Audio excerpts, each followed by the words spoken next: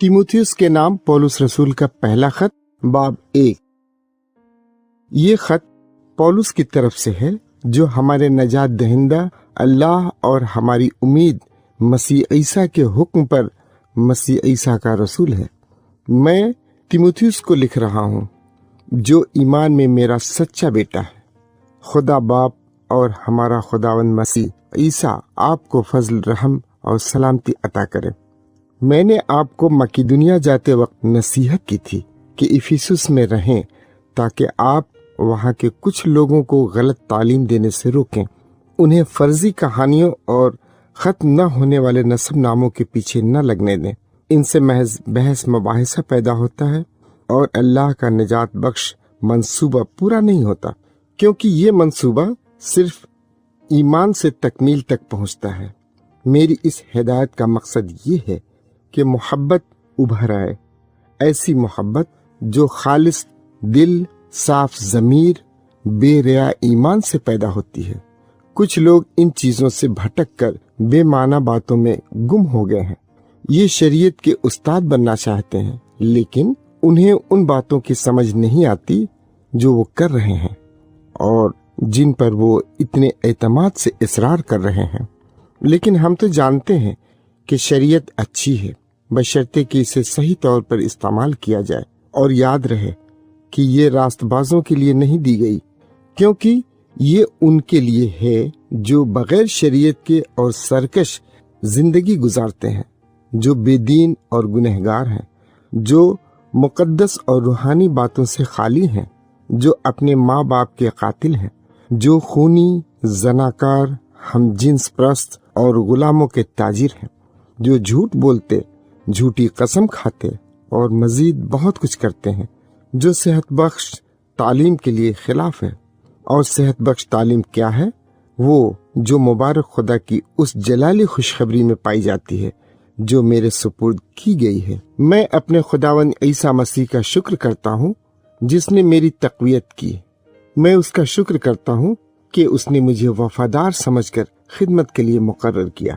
गो मैं पहले कुफ्र बकने वाला और गुस्ताख आदमी था जो लोगों को ईजा देता था, लेकिन अल्लाह ने मुझ पर रहम किया, क्योंकि उस वक्त मैं ईमान नहीं लाया था और इसलिए नहीं जानता था कि क्या कर रहा हूँ।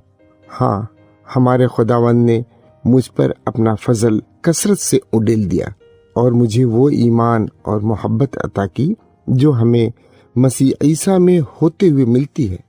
हम इस काबिल कबूल बात पर पूरा भरोसा रख सकते हैं कि मसीह ईसा गुनहगारों को निजात देने के लिए इस दुनिया में आया। उनमें से मैं सबसे बड़ा गुनहगार हूँ, लेकिन यही वजह है कि अल्लाह ने मुझ पर रहम किया, क्योंकि वो चाहता था कि मसीह ईसा मुझ में जो अव्वल गुनहगार हूँ अपना वसी सब्र जाहिर करे और मैं यूं उनके लिए नमूना बन जाऊं जो उस पर ईमान लाकर अबदी जिंदगी पाने वाले हैं। हाँ, हमारे अजली व अबदी शहंशाह की हमेशा तक इज्जत व जलाल हो। वही लाफानी, अनदेखा और वाहिद खुदा है। आमीन। तीमुथियुस मेरे बेटे, मैं आपको ये हिदायत उन पेशगोइयों के मुताबिक देता हूँ जो पहले आपके बारे में की गई थी, क्योंकि मैं चाहता हूँ कि आप इनकी पैरवी करके अच्छी तरह लड़ें और ईमान और साफ ज़मीर के साथ जिंदगी गुजार सकें, क्योंकि बाज ने ये बातें रद्द कर दी हैं और नतीजे में उनके ईमान का बेड़ा गर्क हो गया। हिमनुयुस और सिकंदर भी इनमें शामिल हैं। अब मैंने इन्हें इब्लीस के हवाले कर दिया है ताकि वो कुफ्र बकने से बाज आना सीखें। तीमुथियुस के नाम पौलुस रसूल का पहला खत बाब 2। पहले मैं इस पर जोर देना चाहता हूँ कि आप सब के लिए दरखास्तें, दुआएं, सिफारिशें और शुक्रगुजारियां पेश करें, बादशाहों और अख्तियार वालों के लिए भी, ताकि हम आराम और सुकून से खुदा तर्स और शरीफ जिंदगी गुजार सकें। ये अच्छा और हमारे निजात दहिंदा को पसंद है। हाँ, वो चाहता है कि तमाम इंसान निजात पाकर सच्चाई को जान लें, क्योंकि एक ही खुदा है और अल्लाह और इंसान के बीच में एक ही दरमियानी है, यानी मसीह ईसा। وہ انسان ہے جس نے اپنے آپ کو فدیے کے طور پر سب کے لیے دے دیا تاکہ وہ مخلصی پائیں۔ یوں اس نے مقررہ وقت پر گواہی دی، اور یہ گواہی سنانے کے لیے بھی مجھے مناد، رسول اور غیر یہودیوں کا استاد مقرر کیا تاکہ انہیں ایمان اور سچائی کا پیغام سناؤں۔ میں جھوٹ نہیں بول رہا بلکہ سچ کہہ رہا ہوں۔ اب میں چاہتا ہوں کہ ہر مقامی جماعت کے مرد مقدس ہاتھ اٹھا کر دعا کریں۔ وہ غصے یا بحث مباحثے کی حالت میں ایسا نہ کریں۔ اسی طرح میں چاہتا ہوں کہ خواتین مناسب کپڑے پہن کر شرافت اور شائستگی سے اپنے آپ کو آراستہ کریں۔ وہ گندھے ہوئے بال، سونا، موتی یا حد سے زیادہ مہنگے کپڑوں سے اپنے آپ کو آراستہ نہ کریں، بلکہ نیک کاموں سے، کیونکہ یہی ایسی خواتین کے لیے مناسب ہے جو خدا ترس ہونے کا دعویٰ کرتی ہیں۔ خاتون خاموشی سے اور پوری فرما برداری کے ساتھ سیکھیں۔ میں خواتین کو تعلیم دینے یا آدمیوں پر حکومت کرنے کی اجازت نہیں دیتا۔ وہ خاموش رہیں، کیونکہ پہلے آدم کو تشکیل دیا گیا، پھر ہوا کو، اور آدم نے ابلیس سے دھوکہ نہ کھایا بلکہ ہوا نے، جس کا نتیجہ گناہ تھا۔ لیکن خواتین بچے جنم دینے سے نجات پائیں گی، شرط یہ ہے کہ وہ سمجھ کے ساتھ ایمان، محبت اور مقدس حالت میں زندگی گزارتی رہیں۔ تیموتھیوس کے نام پولس رسول کا پہلا خط، باب 3۔ یہ بات یقینی ہے کہ جو جماعت کا نگراں بننا چاہتا ہے وہ ایک اچھی ذمہ داری کی آرزو رکھتا ہے۔ لازم ہے کہ نگراں بے الزام ہو، اس کی ایک ہی بیوی ہو، وہ ہوشمند، سمجھدار، شریف، مہمان نواز اور تعلیم دینے کے قابل ہو۔ وہ شرابی نہ ہو، نہ لڑاکا، بلکہ نرم دل اور امن پسند۔ وہ پیسوں کا لالچ کرنے والا نہ ہو۔ لازم ہے کہ وہ اپنے خاندان کو اچھی طرح سنبھال سکے اور کہ اس کے بچے شرافت کے ساتھ اس کی بات مانیں، کیونکہ اگر وہ اپنا خاندان نہ سنبھال سکے تو وہ کس طرح اللہ کی جماعت کی دیکھ بھال کر سکے گا۔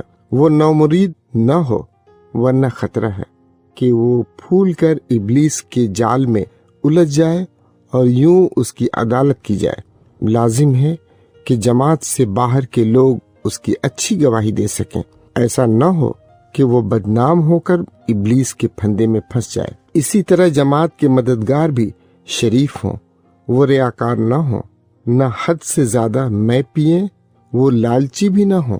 لازم ہے کہ وہ صاف ضمیر رکھ کر ایمان کی پر اسرار سچائیاں محفوظ رکھیں۔ یہ بھی ضروری ہے کہ انہیں پہلے پرکھا جائے، اگر وہ اس کے بعد بے الزام نکلیں تو پھر وہ خدمت کریں۔ ان کی بیویاں بھی شریف ہوں، وہ بہتان لگانے والی نہ ہوں بلکہ ہوشمند اور ہر بات میں وفادار۔ مددگار کی ایک ہی بیوی ہو۔ لازم ہے کہ وہ اپنے بچوں اور خاندان کو اچھی طرح سنبھال سکے۔ جو مددگار اچھی طرح اپنی خدمت سنبھالتے ہیں ان کی حیثیت بڑھ جائے اور مسیح عیسیٰ پر ان کا ایمان اتنا پختہ ہو جائے گا کہ وہ بڑے اعتماد کے ساتھ زندگی گزار سکیں گے۔ اگرچہ میں جلد آپ کے پاس آنے کی امید رکھتا ہوں تو بھی آپ کو یہ خط لکھ رہا ہوں، لیکن اگر دیر بھی لگے تو یہ پڑھ کر آپ کو معلوم ہوگا کہ اللہ کے گھرانے میں ہمارا برتاؤ کیسا ہونا چاہیے۔ اللہ کا گھرانہ کیا ہے؟ زندہ خدا کی جماعت جو سچائی کا ستون اور بنیاد ہے۔ یقیناً ہمارے ایمان کا بھید عظیم ہے۔ وہ جسم میں ظاہر ہوا، روح میں راست باز ٹھہرا اور فرشتوں کو دکھائی دیا۔ اس کی غیر یہودیوں میں منادی کی گئی، اس پر دنیا میں ایمان لایا گیا اور اسے آسمان کے جلال میں اٹھا لیا گیا۔ تیموتھیوس کے نام پولس رسول کا پہلا خط، باب 4۔ روح القدس صاف فرماتا ہے کہ آخری دنوں میں کچھ ایمان سے ہٹ کر فریب دہ روحوں اور شیطانی تعلیمات کی پیروی کریں گے۔ ایسی تعلیمات جھوٹ بولنے والوں کی ریاکاری سے آتی ہے، جن کے ضمیر پر ابلیس نے اپنا نشان لگا کر ظاہر کر دیا ہے کہ یہ اس کے اپنے ہیں۔ یہ شادی کرنے کی اجازت نہیں دیتے اور لوگوں کو کہتے ہیں کہ وہ مختلف کھانے کی چیزوں سے پرہیز کریں، لیکن اللہ نے یہ چیزیں اس لیے بنائی ہیں کہ جو ایمان رکھتے ہیں اور سچائی سے واقف ہیں انہیں شکر گزاری کے ساتھ کھائیں۔ جو کچھ بھی اللہ نے خلق کیا ہے وہ اچھا ہے اور ہمیں اسے رد کرنا نہیں چاہیے، بلکہ خدا کا شکر کر کے اسے کھا لینا چاہیے، کیونکہ اسے اللہ کے کلام اور دعا سے مخصوص و مقدس کیا گیا ہے۔ اگر آپ بھائیوں کو یہ تعلیم دیں تو آپ مسیح عیسیٰ کے اچھے خادم ہوں گے۔ پھر یہ ثابت ہو جائے گا کہ آپ کو ایمان اور اس اچھی تعلیم کی سچائیوں میں تربیت دی گئی ہے جس کی پیروی آپ کرتے رہے ہیں۔ لیکن دادی اماں کی ان بے معنی فرضی کہانیوں سے باز رہیں، ان کی بجائے ایسی تربیت حاصل کریں جس سے آپ کی روحانی زندگی مضبوط ہو جائے، کیونکہ جسم کی تربیت کا تھوڑا ہی فائدہ ہے لیکن روحانی تربیت ہر لحاظ سے مفید ہے، اس لیے کہ اگر ہم اس قسم کی تربیت حاصل کریں تو ہم سے مال اور مستقبل میں زندگی پانے کا وعدہ کیا گیا ہے۔ یہ بات قابل اعتماد ہے اور اسے پورے طور پر قبول کرنا چاہیے۔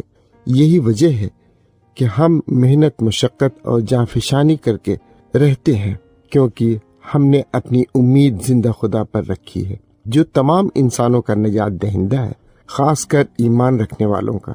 لوگوں کو یہ ہدایت دیں اور سکھائیں، کوئی بھی آپ کو اس لیے حقیر نہ جانے کہ آپ جوان ہیں، لیکن ضروری ہے کہ آپ کلام میں، چال چلن میں، محنت میں، ایمان میں اور پاکیزگی میں ایمانداروں کے لیے نمونہ بن جائیں۔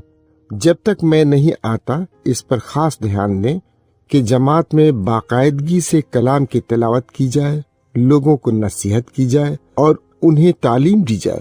اپنی اس نعمت کو نظر انداز نہ کریں جو آپ کو اس وقت پیش گوئی کے ذریعے ملی جب بزرگوں نے آپ پر اپنے ہاتھ رکھے تھے۔ ان باتوں کو فروغ دیں اور ان کے پیچھے لگے رہیں تاکہ آپ کی ترقی سب کو نظر آئے۔ اپنا اور تعلیم کا خاص خیال رکھیں، ان میں ثابت قدم رہیں، کیونکہ ایسا کرنے سے آپ اپنے آپ کو اور اپنے سننے والوں کو بچا لیں گے۔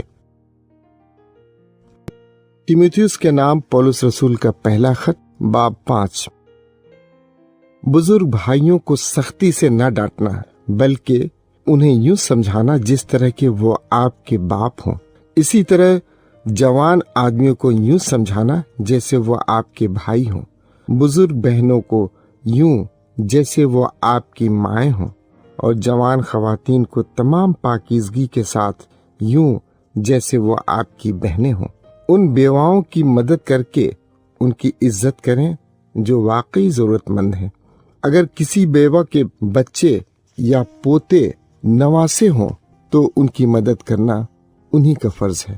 ہاں، وہ سیکھیں کہ خدا ترس ہونے کا پہلا فرض یہ ہے کہ ہم اپنے گھر والوں کی فکر کریں اور یوں اپنے ماں باپ، دادا دادی اور نانا نانی کو وہ کچھ واپس کریں جو ہمیں ان سے ملا ہے، کیونکہ ایسا عمل اللہ کو پسند ہے۔ جو عورت واقعی ضرورت مند ہو، بیوہ اور تنہا رہ گئی ہے، وہ اپنی امید اللہ پر رکھ کر دن رات اپنی التجاؤں اور دعاؤں میں لگی رہتی ہے، لیکن جو بیوہ عیش و عشرت میں زندگی گزارتی ہے وہ زندہ حالت میں ہی مردہ ہے۔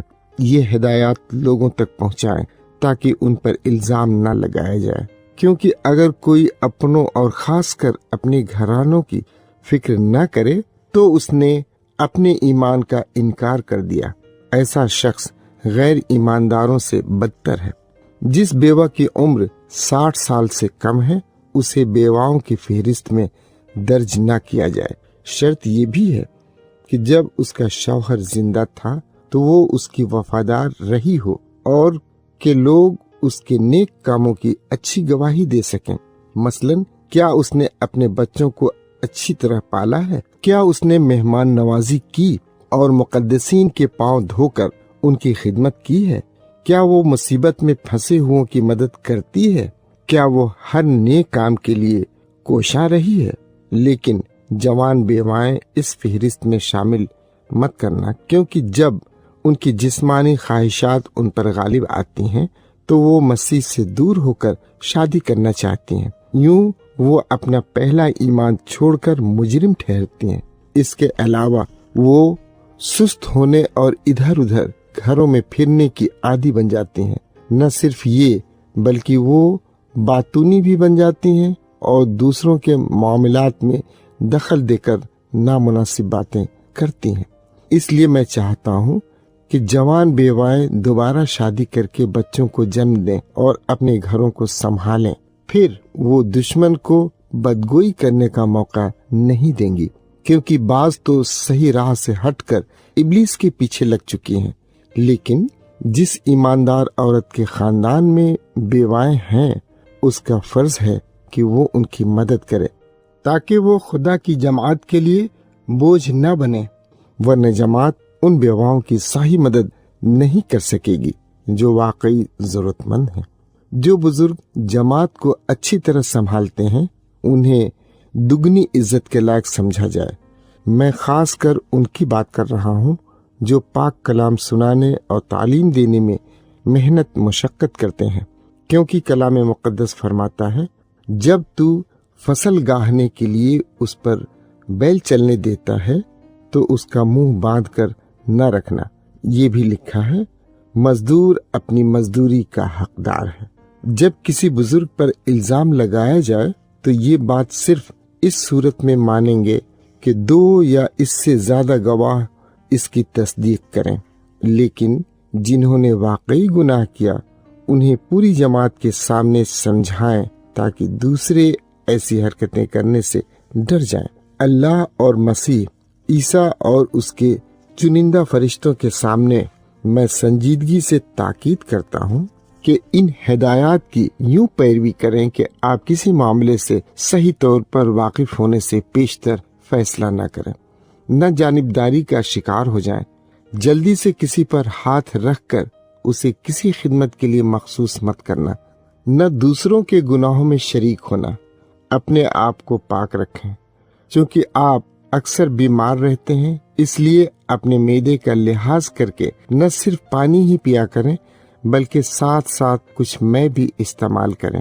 کچھ لوگوں کے گناہ صاف صاف نظر آتے ہیں اور وہ ان سے پہلے ہی عدالت کے تخت کے سامنے آ پہنچتے ہیں، لیکن کچھ ایسے بھی ہیں جن کے گناہ گویا ان کے پیچھے چل کر بعد میں ظاہر ہوتے ہیں۔ اسی طرح کچھ لوگوں کے اچھے کام صاف نظر آتے ہیں جبکہ بعض کے اچھے کام ابھی نظر نہیں آتے، لیکن یہ بھی پوشیدہ نہیں رہیں گے بلکہ کسی وقت ظاہر ہو جائیں گے۔ تیموتھیوس کے نام پولس رسول کا پہلا خط باب 6۔ جو بھی غلامی کے جوئے میں ہیں وہ اپنے مالکوں کو پوری عزت کے لائق سمجھیں تاکہ لوگ اللہ کے نام اور ہماری تعلیم پر کفر نہ بکیں۔ جب مالک ایمان لاتے ہیں تو غلاموں کو ان کی اس لیے کم عزت نہیں کرنا چاہیے کہ وہ اب مسیح میں بھائی ہیں، بلکہ وہ ان کی اور زیادہ خدمت کریں، کیونکہ اب جو ان کی اچھی خدمت سے فائدہ اٹھا رہے ہیں وہ ایماندار اور عزیز ہیں۔ لازم ہے کہ آپ لوگوں کو ان باتوں کی تعلیم دیں اور اس میں ان کی حوصلہ افزائی کریں۔ جو بھی اس سے فرق تعلیم دے کر ہمارے خداوند عیسیٰ مسیح کے صحت بخش الفاظ اور اس خدا طرز زندگی کی تعلیم سے وابستہ نہیں رہتا، وہ خود پسندی سے پھولا ہوا ہے اور کچھ نہیں سمجھتا۔ ایسا شخص بحث مباحثہ کرنے والے اور خالی باتوں پر جھگڑنے میں غیر صحت مند دلچسپی لیتا ہے۔ نتیجے میں حسد، جھگڑے، کفر اور بدگمانی پیدا ہوتی ہے۔ یہ لوگ آپس میں جھگڑنے کی وجہ سے ہمیشہ کڑتے رہتے ہیں، ان کے ذہن بگڑ گئے ہیں اور سچائی ان سے چھین لی گئی ہے۔ ہاں، یہ سمجھتے ہیں کہ خدا طرز زندگی گزارنے سے مالی نفع حاصل کیا جا سکتا ہے۔ خدا طرز زندگی واقعی بہت نفع کا باعث ہے، لیکن شرط یہ ہے کہ انسان کو جو کچھ بھی مل جائے وہ اس پر اکتفا کرے۔ ہم دنیا میں اپنے ساتھ کیا لائے؟ کچھ نہیں، تو ہم دنیا سے نکلتے وقت کیا کچھ ساتھ لے جا سکیں گے؟ کچھ بھی نہیں۔ چنانچہ اگر ہمارے پاس خوراک اور لباس ہو تو یہ ہمارے لیے کافی ہونا چاہیے۔ جو امیر بننے کے خواہاں رہتے ہیں وہ کئی طرح کی آزمائشوں اور پھندوں میں پھنس جاتے ہیں۔ بہت سی ناسمجھ اور نقصان دہ خواہشات انہیں ہلاکت اور تباہی میں غرق ہو جانے دیتی ہیں، کیونکہ پیسوں کا لالچ ہر غلط کام کا سرچشمہ ہے۔ کئی لوگوں نے اسی لالچ کے باعث ایمان سے بھٹک کر اپنے آپ کو بہت اذیت پہنچائی ہے۔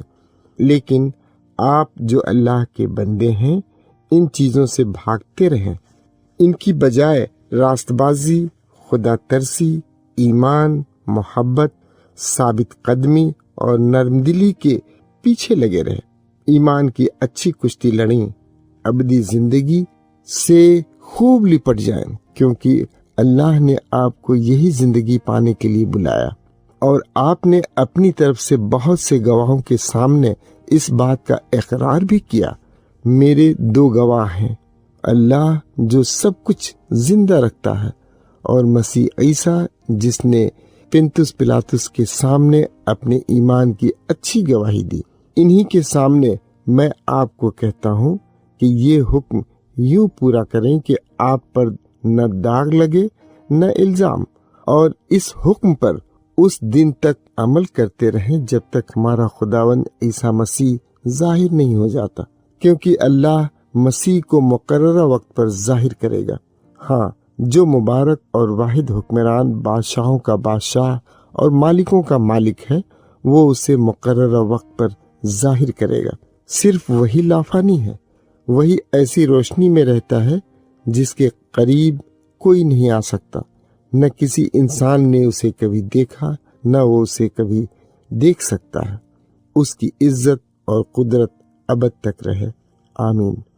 جو موجودہ دنیا میں امیر ہیں انہیں سمجھائیں کہ وہ مغرور نہ ہوں، نہ دولت جیسی غیر یقینی چیز پر امید رکھیں، اس کی بجائے وہ اللہ پر امید رکھیں جو ہمیں فیاضی سے سب کچھ مہیا کرتا ہے تاکہ ہم اس سے لطف اندوز ہو جائیں۔ یہ پیش نظر رکھ کر امیر نیک کام کریں اور بھلائی کرنے میں ہی امیر ہوں۔ وہ خوشی سے دوسروں کو دینے اور اپنی دولت میں شریک کرنے کے لیے تیار ہوں۔ یوں وہ اپنے لیے ایک اچھا خزانہ جمع کریں، یعنی آنے والے جہان کے لیے ایک ٹھوس بنیاد جس پر کھڑے ہو کر وہ حقیقی زندگی پا سکیں۔ تیموتھیوس بیٹے، جو کچھ آپ کے حوالے کیا گیا ہے اسے محفوظ رکھیں۔ دنیاوی بکواس اور ان متضاد خیالات سے کتراتے رہیں جنہیں غلطی سے علم کا نام دیا گیا ہے۔ کچھ تو اس علم کے ماہر ہونے کا دعویٰ کر کے ایمان کی صحیح راہ سے ہٹ گیا ہے۔ اللہ کا فضل آپ سب کے ساتھ رہے۔